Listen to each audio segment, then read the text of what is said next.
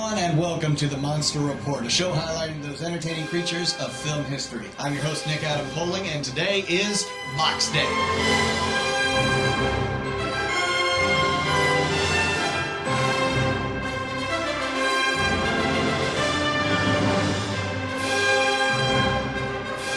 Alright, welcome to Box Day. We've got a MOTU classics here. Very excited about this one, Blade, from the 1987 Master of the Universe movie, the William Stout design. And this is the likeliness, as much of the likeliness as they could, to the actor Anthony DeLongis who plays him. This one I've been very excited to get. I want to get as many of the 1987 film figures as I can in the collection. So far I've got Sarad, Dark Despot Skeletor, and Rebel Leader He-Man, and need to get Gwildor and some of the other ones that are out there. Keep watching the show so that you can support me and we can get more of these figures, and I really appreciate your subscription, liking, commenting, all that good stuff. Hit that notification bell and follow us along. So here we are, gonna unbox Blade, get him out of the package, see what he looks like. Now this is not the only figure that Mattel has put out of Blade.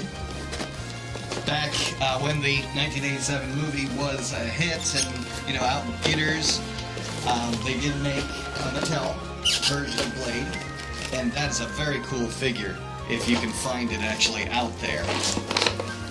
I gotta find me one too. It's actually, since it's considered vintage, 1987, I wouldn't consider vintage, but it is vintage. It is definitely one that I'm looking forward to getting one of these days. They made a Gwildor, they made He-Man, all of them out there. And if you're like me, you're a big fan of the 87 movie, so you gotta fill the collection with these guys. So there we got him. Give that to Eli. Little sticker, not really a sticker, but something for his collection. Before I get him completely out of the box, I'm going to read you the bio that we have on the back of the Matty Collector. His real name is Ritter, R-I-T-T-E-R, Ritter. A pirate from the Kylax system, Blade arrived on Eternia in a spell of light cast by Skeletor to increase his forces, agreeing to join the Overlord of Evil for the right price. Blade sold his services and took part in the second Ultimate Battleground, fighting blade to blade with He-Man himself at the top of Viper Tower. He later traveled with a small renegade party paid to seek the cosmic key from its inventor. Although he failed in his mission, his deadly mastery of the sword has left his mark, becoming one of the most wanted men in Eternian history. Blade uses his dual swords to battle heroic warriors for the right price. So I think of Blade kind of like a bounty hunter kind of character. So that's makes him even cooler because he's, Boba Fett-like. All right, let's see what he looks like getting him out of the packaging here. So the other William Stout designs that I have in the collection were, with the exception of Sarad, were Super 7. And so when Super 7 took over for the Classics line, they did I think just as perfect job of filling in the gaps of where we needed them to for these designs that we were really looking for these figures that we were really looking for.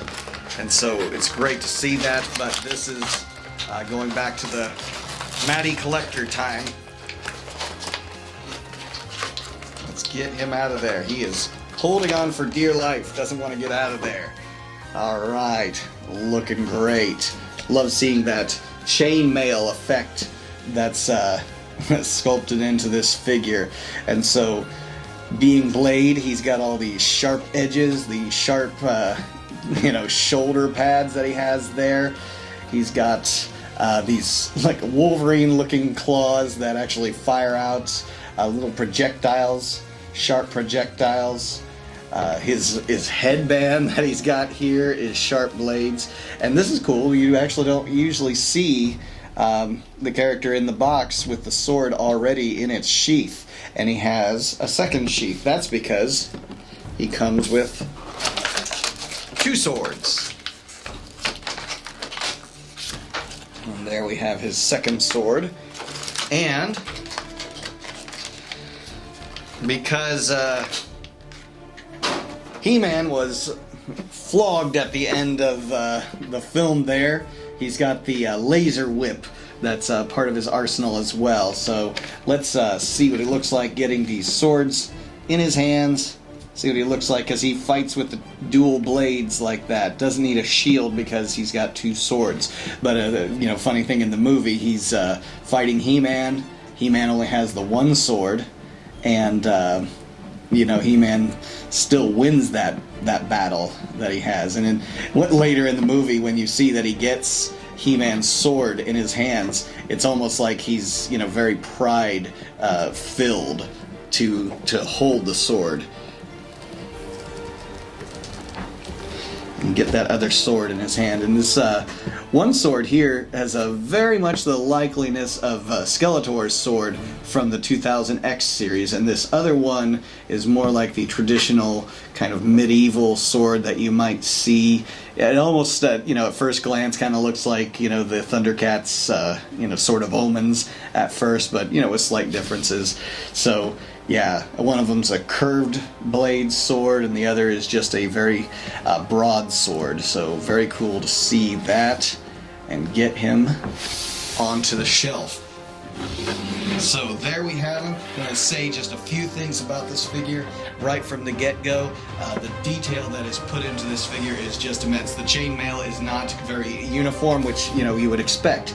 So that means it was, you know, custom, you know, carved and etched and all of that and put together. And so that's very cool to see that it's not just a uniform chainmail that goes straight down. It actually has some texturing to it.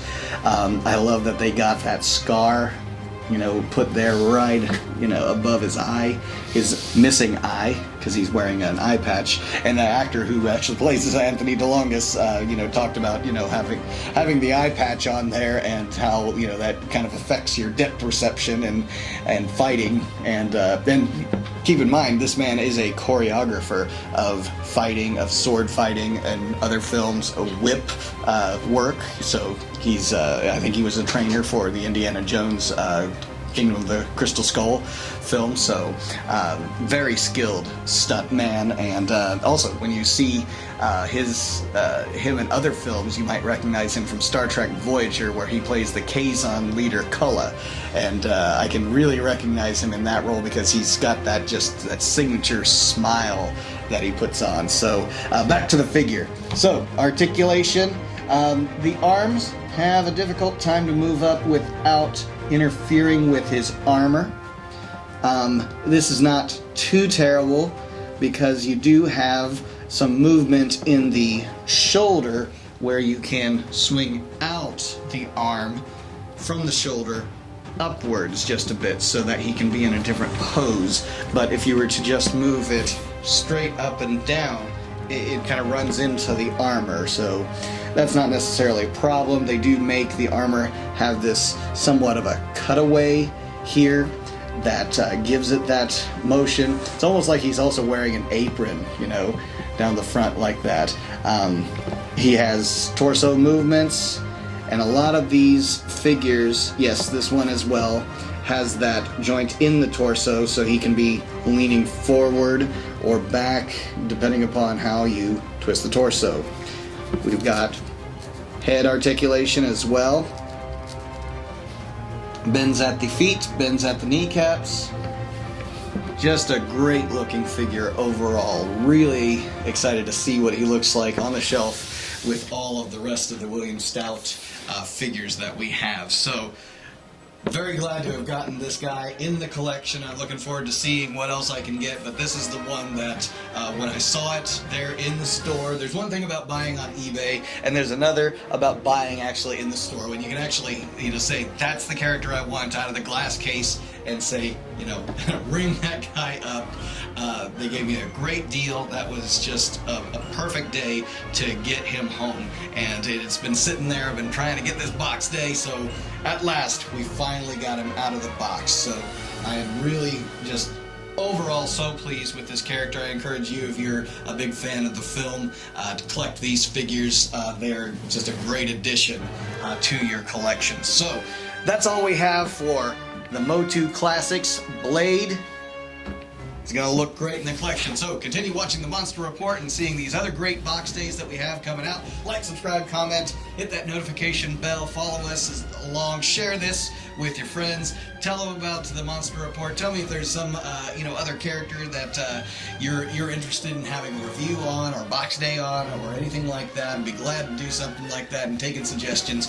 But for me, Nick Adam Poling, this has been another episode of the Monster Report, and until next time.